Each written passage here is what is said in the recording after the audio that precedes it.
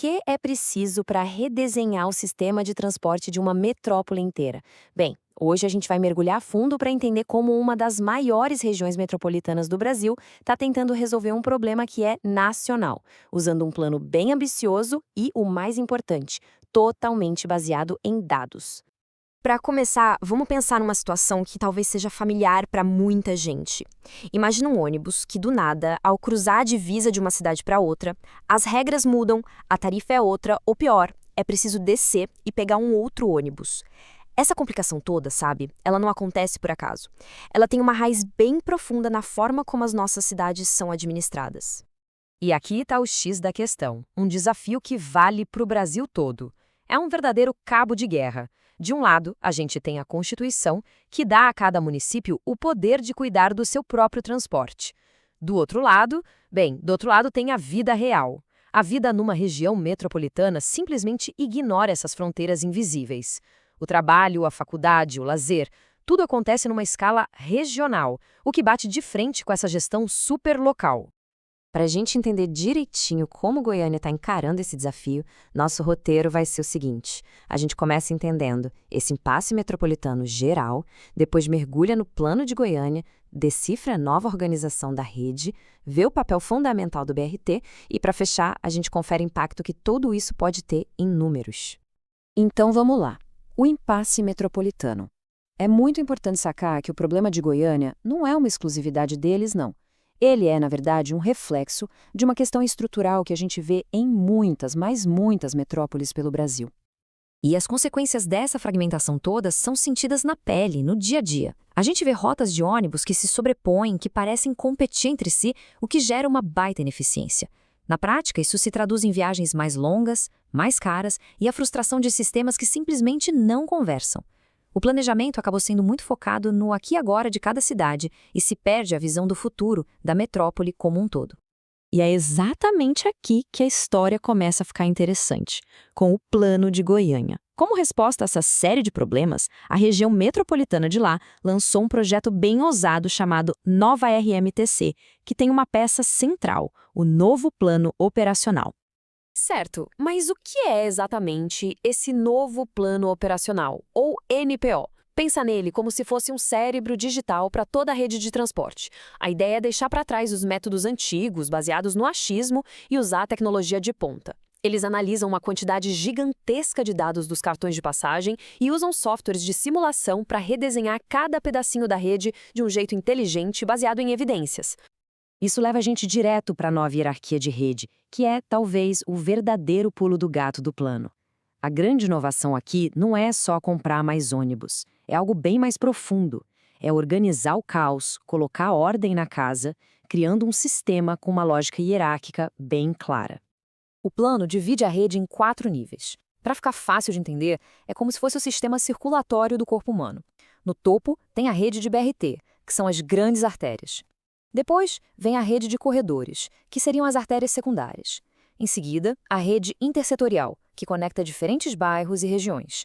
E, por último, a rede local, que são como os capilares, aqueles vasinhos que chegam em cada bairro para alimentar o sistema maior. É uma reorganização completa da lógica de como as pessoas se movimentam. E essa estrutura toda traz um benefício muito concreto: previsibilidade. O plano estabelece metas bem claras para o horário de pico. Nos corredores de BRT, por exemplo, a espera de referência pode cair para só 8 minutos. Isso significa bem menos tempo parado no ponto e muito mais controle sobre a própria rotina, o que muda completamente a experiência de usar o transporte público. Agora, é claro que uma hierarquia tão bem desenhada no papel precisa de uma base muito sólida para funcionar. É aí que entra a espinha dorsal do BRT, que é ancorada por 2 projetos de infraestrutura gigantescos que vão sustentar toda essa nova rede. O primeiro passo é transformar a linha de BRT mais antiga e mais importante da região, o famoso eixo Anhanguera, que já é a coluna vertebral do sistema de hoje. E a mudança aqui é drástica. O sistema atual tem 16 serviços diferentes operando no mesmo eixo, é confuso, cria gargalos. O novo plano simplifica tudo isso para apenas 5 linhas principais de alta frequência. A ideia é tornar a viagem muito mais intuitiva e rápida para as mais de 52 mil pessoas que dependem desse eixo todos os dias.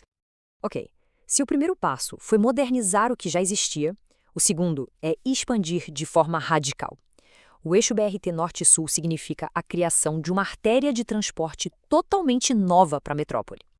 A escala desse projeto é realmente impressionante. São 27 quilômetros de infraestrutura nova, conectando Goiânia e a cidade vizinha de Aparecida de Goiânia. Ele vai criar uma área de conexão no centro, onde a transferência entre as linhas vai ser gratuita. E para operar tudo isso, uma frota novinha de 60 ônibus daqueles maiores, de 15 metros. É um projeto que realmente redefine a integração regional. E, finalmente, vamos ao que interessa: o impacto em números. Depois de ver a estrutura, a lógica e a infraestrutura, o que tudo isso realmente significa na prática?